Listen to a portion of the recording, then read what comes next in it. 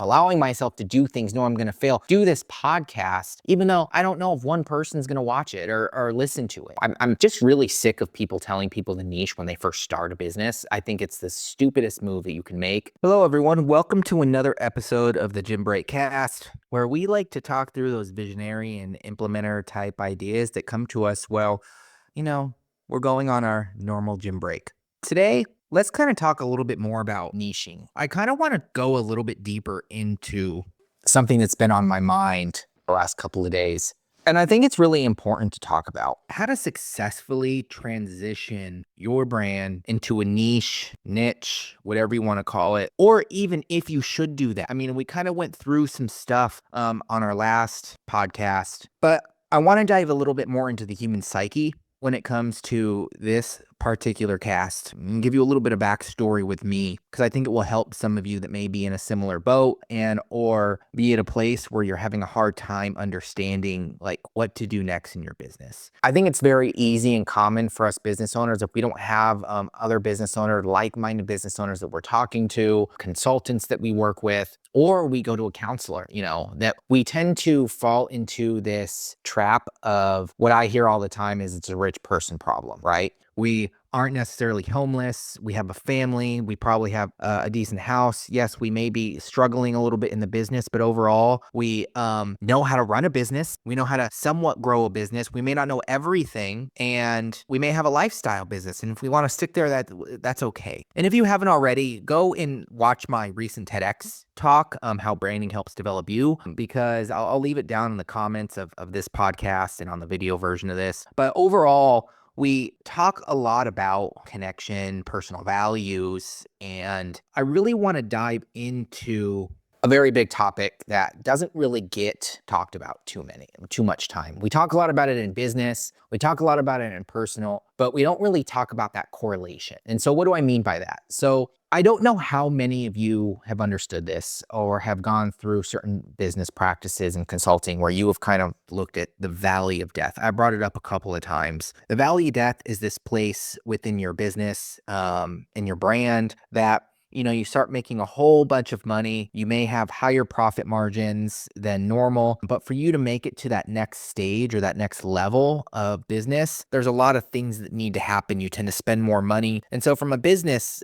in a simple graph perspective, you'll just see this kind of wave. It will go up and then it will go, a little bit halfway down, and then it will, spurt way up. And then that happens multiple times as you make it to 1 million, you make it to 5 million, you make it to 20. Depending on where you're at in business, you may see these stages already. If you're just starting out, this stage itself is something that you will have to go through in different plethoras. But one thing that I have noticed, just as a human being, is our own personal valley of death, our own personal well-being as business owners, as people that are trying to make a difference in this world any way we can, falling into that same valley of death. And funny enough, those valley of deaths correlate like crazy. And what do I mean by that? You may hear a lot of other people talk about mental well-being, being able to work on yourself, being able to understand that, hey, I need to go meditate every day, or I need to go to the gym, or I need to, do this. But I personally fell into the trap of being like, well, why do I have to do that? I shouldn't have to do that to have a successful business.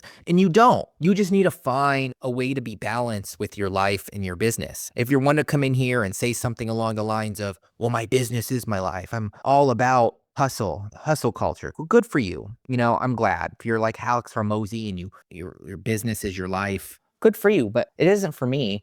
I have 3 young children. I have a beautiful wife. And when I first opened my business was my baby. Then I had children. Then I realized how much I love being around my children and helping them grow. I'm very similar to how I like my clients and my brand to grow. So my business does. It kind of takes a second step. But back to that point, I went through a business, our personal, valley of death period. I was at a point where I was making a whole bunch of money, and then I settled a little bit that certain things that were driving me weren't necessarily driving me anymore. And if you want me to be straight with you, what did drive me? Money. I ran my business off of fear. I thought, how can I be better than everyone else? Everyone from my past, my traumatic experiences, whatever I wanted to do in my life, do some of those still come up? Yes, I still work on them. Do they make me better? A little bit every day. I saw this correlation between that, and at the same time, my business was stagnant. My business wasn't growing. My business was at that point of valley of death. I needed to come up with a solution to either have it expand or keep it as a lifestyle brand. I mean, I was making, not to get too deep into the numbers, much I gotta say, I had a 40-50% profit margin, making, multiple six figures, mid six figures to be exact. And I hit a valley of death within my type of business. I still had an ego. I still said, I'm the best. I can, I'm going to leverage these high prices for this because I value my time and my energy to do this. But I also didn't take the time to look at my marketplace. So that's where the ego came in. I said, hey, these are my numbers. I'm worth this amount of time. But I didn't necessarily look at my marketplace and said, hey, is this going to suffice for my marketplace? Am I really contributing to the greater good of what I want to do? Because money is an energy. How can we still provide value? But back to the point, my personal well-being needed to get worked on. Hence, I went down this journey of TEDx. I continue to go out and speak more, become more authentic with myself so I can give everyone me, who I am, my fears, my failures. I was a pretty down moment the first time back in 2021, beginning of 2021, lost half our business just due to the circumstances of the economy. Built that back up, then it happened again, built that back up, then happened one more time. And I had to look at myself and say, hey, what is wrong? What's really wrong with my business model? I'm seeing all these other people thrive. I still had more personal work to do. I was still in this valley of death of understanding what was the deeper part of what I needed to understand, which I continue to work on, which is my self-worth. Building confidence off of myself, allowing myself to do things, know I'm going to fail, do this podcast, even though I don't know if one person's going to watch it or listen to it. Not overthinking the target, not overthinking who I'm going to go out there and do whatever to, but there's a correlation there. I don't know if any of you have ever heard of Maslow's hierarchy of needs. It's this nice scale of human evolution and what I call human rebranding. Because we do branding, I've seen a very similar correlation between the two, right? Where you're at in business. And so me, from a personal standpoint, I had to do multiple things. I was already delegating. I've delegated from the beginning of my brand and my business. I actually had to go backwards, introduce myself a little bit more. But once I started introducing myself, we ended up going from total 100% delegation to being on strategy calls all the time where nothing was getting done. There was no follow through. So I went from one extreme to the other, grasping at ways that I can get this business to grow. Not realizing that what I really liked was the building. What I really enjoyed was the journey, but I wasn't allowing myself to see that journey, see myself grow it. Does that mean that my emotional side wasn't still making mistakes? No, it was. I want to consult. I want to educate. I want to teach. But the other side of me is like, how scalable is this compared to our current model? What is the smartest way to do this with the team that we have, our continued evolution? So I just want you to think about that a little bit. Where are you personally? Your business and what you are building is going to be a direct correlation of you. Mine is a direct correlation to me. I know that much. My fear to grow is really what causes me not to grow, right? But I'm growing in other things. I know right now, here's a great example, just so you know my understanding. The valley of death in business really means that you're going to be spending more money on delegating, bringing more people in. You're going to start moving up the totem pole, still doing some inner work, but starting to work on some higher level tasks. I don't have 50 hours a day to do that stuff. I don't have 200 hours a week. I was going to say 50 hours a day. I was going to say 50 hours a week, but I know for a fact that that's pretty common. That's a normal number. I'm not going to do 100 hours a week, we'll say, when I know that I have a family. I want to spend time with my family. I want to walk my kid to school now that he's in kindergarten. I want to pick him up and have conversations with him. I want to be able to give my newborn milk when my wife can't. I want to be able to sit down with all of them and play games and not be overwhelmed and stressed about work. Vice versa, I want to be able to have that free time to think beyond surface level activities. Grow my business. Balance. And as you probably heard out there, balance is kind of not something that we can have. You're either working 50% in each or you're flip-flopping, right?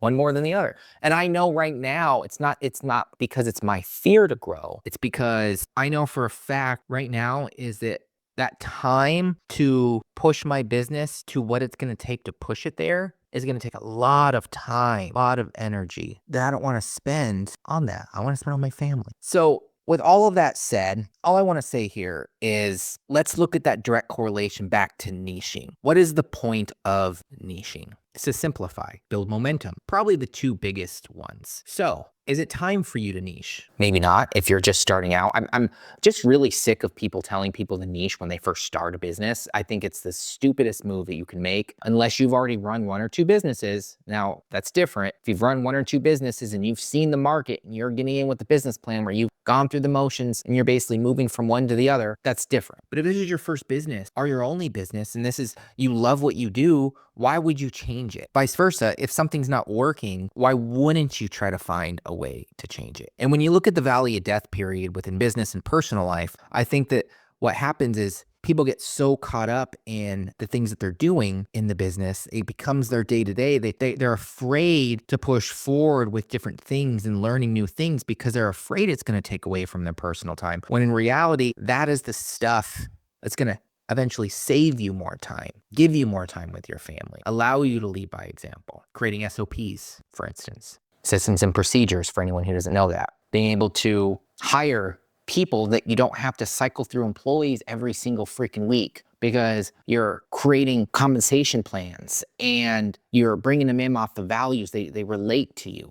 I mean, snap, off the top of my head, if you're a studio and you're at the point where you're like, dude, like I have no time for myself, I pay myself 10K a month, let's say off the top line, you pay yourself 10 grand a month. That's just what you do. I'm using this as an example to show money, but let's say that's what you do, but you have no time for your kids. Create a damn daycare. Allow your kids to go there. Start a relationship with a local company where they bring clients. Maybe you'll get a discount for your kids because now you can leverage some of that money from a business side to help give you more time with your kids. Maybe hiring a babysitter or hiring a nanny is the right move to make so that you can start giving yourself more time to not go into the weeds of the work or the training, which you could kind of say that's both, and doing more high level. How are we preparing for next year? What is the overall offers that we're looking to introduce? Are we going to niche? Are we not? Niching in itself is a creative, strategic approach that should only be done when necessary. Not all businesses need it. In fact, I've seen a correlation with the bigger businesses liking different services. Smaller ones don't, and that's just B2B. That's not B2C. But you may have more luxurious type members. Let's say you're a studio in your luxury that has these packages to use these multiple things. Maybe people with more money like that full service. They don't like the one-off approach, Can be something as simple as moving from group classes to personal. But what I'm saying is for you to successfully transition into a niche, you first have to understand if you're in a valley of death, not just from a business perspective, but from a personal perspective. Allow your personal development, your personal well-being, and your personal thought process for where the business should go, the vision. Start creating a vision, for crying out loud. Create a vision for what you want out of your life, what you want your daily plan to be. It's hard. Time blocking's hard. I will say that's probably the hardest thing I've had to continue to do. And every business owner that I talk to, it is just hard. But you continue to go 1% every day, try to improve it, try to do better, give yourself time. And then from there, be able to sit down and say, all right, do I need to create a customized program, dedicate 50% of our time on this dedicated program to move? Here's a good example. Earlier on in usually a gym owner's growth, there's usually two people that own gyms. I'm not stereotyping by any means. I'm just saying this is what I've seen. It's usually an investor that's saying, hey, we want to build some commercial property. They come in as a silent and they hire a personal trainer to come in that knows the field to basically manage the location. That's silent. We can't talk to those ones. Those ones usually don't do very well because they don't have the business owner in the business. But unless they've already owned a gym before, blah, blah, blah. Then you have the other field. You have personal trainers that say, hey, I don't know, I want to make more income. And let's just go off of this example because this is a great one. I'm a personal trainer that wants to go to the next level. How do I do it? When does this usually happen? I'd say from a personal trainer, this is usually pretty small. It's usually between 60 and maybe 80 a year, even I'd say 60 to 70 to 680. How do we build our own brand? How can I start training more people and turning my time into money? Instead of turning time into money, turn money into time, right? I hear a lot of people, hey, go against gyms. Don't open a brick and mortar. go all online. I'll be the first to say they both have their positives and they both have their negatives. Online, you're marketing to the world. You're marketing to the United States. You're marketing to a lot of people. So you're gonna have a lot of expenses to really get your momentum going. Opening a gym, you have a smaller community. You're local. You have bigger expenses when it comes to facility, but you have a lot less in marketing. In fact, you could usually bootstrap marketing at the very beginning when you're a local gym, unless you're trying to get about 150 members before pre-launch. But I mean, there's systems around that too you could do. You can still bootstrap it. But what I'm saying is that's a correlation. That's the first time when you're going to have a life valley, your life valley of death, where you're going to have to rebrand yourself and start to make a decision you want. If you go the gym route, you know how damn well hard it is to go to do the personal stuff. You'll eventually be able to do it online, but I wouldn't recommend it until you're at least franchised or you have 3 to 4 plus locations, you're making into the millions, because you're just not going to have the budget for it. Vice versa, if you're online to open a location, it's like you're kind of opening a whole separate marketplace. You're kind of segmenting your marketing down. It's basically the difference between an e-commerce store and online store compared to a local gym. So you also have to think about that. So that's going to be your first real personal rebrand. So what are the things that you are going to have to do to successfully pick your direction or niche towards online or local? Well, who are you as a person? What kind of things bring you alive? I know for me, I'm in marketing. It wasn't until I was in year 7 that I'm like, damn, I need to get out there and I just need to start being around people again. I need to bring that connection back to my life. I have kids, yes. I spend time with my family, I spend time with my kids, but the gym is where I like to connect with people. I like to talk to people. I like to, I'm not one to sit on a bench with my phone. That aggravates the crap out of me, but I am one that knows that I have other people around me thriving to be better people, if that makes sense. And so it motivates me. It's my visionary time, hence the name Gym Break, coming up with visionary time. But that's besides the point. Do you like to connect with people? Are you a connector? Maybe you don't even open a studio. Maybe you don't open an online store. Maybe you become a speaker. Maybe you a motivational speaker. You don't even train anymore. You help people in different ways, like a podcast like this, for instance. Maybe you realize that, hey, it's not the training I love to help, but maybe it's the mindset. Maybe I need to go back to school. Maybe I need to become a therapist. Who knows? But what I'm saying is, if you were to have that one in personal development, you have to kind of figure out who you are. Me, I ramped right into it, man. I had to go backwards and figure that stuff out. It actually pushed me back a little bit. And one thing you're going to say is, well, Zach, how did this directly correlate, my personal development directly correlate with the growth of your business? It didn't.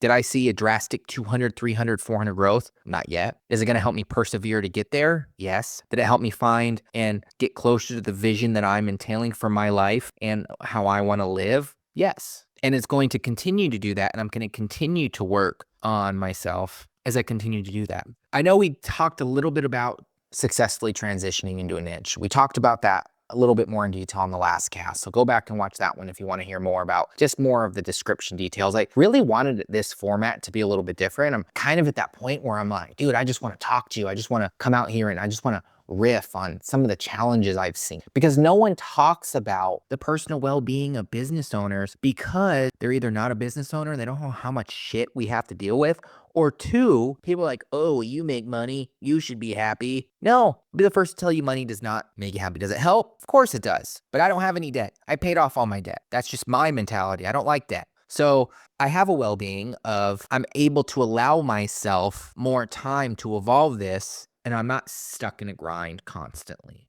But vice versa, I still have to work on myself because I still have that deep feeling of I'm meant for something more. So I think we don't talk about this stuff. We don't talk about the well-being of who we are. And we are brands, every single one of us, even if you don't want to be. If you are going out there and you're becoming a business owner and you're saying, I'm going to open my own thing, you are making the conscious decision, most people unconscious, but you are making the decision that I am a brand. In today's market, you better like talking to people. If you're a silent owner, you better like hiring someone that does like to talk to people. It's a whole different story. We can talk about leadership and all that stuff on continued episodes because I love talking about leadership stuff. But for this one, it's really just giving you guys all some hope, knowing that, hey, no matter where you're at in your journey, it's okay to know that I can solve this issue. And that's the greatest part about this is if it's something down to you, you don't understand who you are. Maybe you have to switch your mindset and get away from the ego and more confident building activities. Maybe you need to learn your target market more and become more of figuring out a price point. Not letting the money from too high or too low dictate who you are as a person. All that stuff can be worked on. You just have to allow yourself to work on that stuff. And as you chip away at it individually a little bit, so will that valley of death in the business. You'll start meeting like-minded people. I mean, think about it for a sec. I'm doing this podcast, video cast as well, putting it up. Someone may make it to the spot here and be like, damn, Zach has something there. I think the same thing. I'm just so happy someone said it. I'm going to reach out to him. Maybe we'll have a cup of coffee. Maybe we'll have a virtual talk. Maybe our businesses can align in some way. You never know. And that will bring in the connection. But getting close to the end here, I didn't want to splurt this for too long, but I thank you all again for continued efforts on watching these ever-growing processes of the Gym Break Cast, where we talk through our visionary and implementer type ideas that come to us while we're going through our normal gym break. I'm Zach, your host. And again, you all have a good one.